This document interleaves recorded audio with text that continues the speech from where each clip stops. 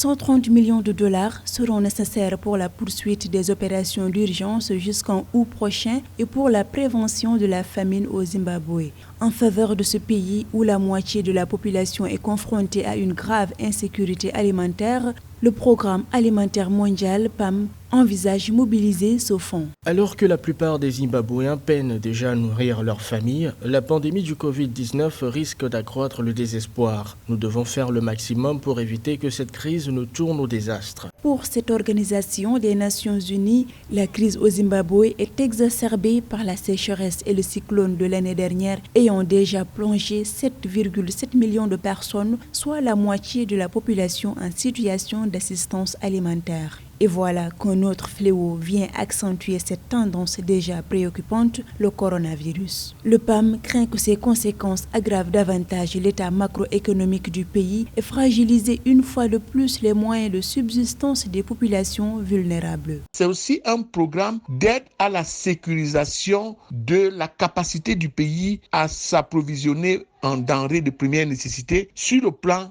agricole. Il faut bien que le pays mette en place des mesures résilientes pour que les populations qui ont bénéficié des terres puissent utiliser la pollution de ces terres pour lutter de façon durable contre la famine. Mais l'un des problèmes les plus importants aussi que le Zimbabwe devrait profiter pour arranger en même temps, c'est tout l'aspect de gestion de l'eau. Le Zimbabwe a recensé 11 cas de contamination au Covid-19 et 3 décès selon le bilan officiel du 9 avril.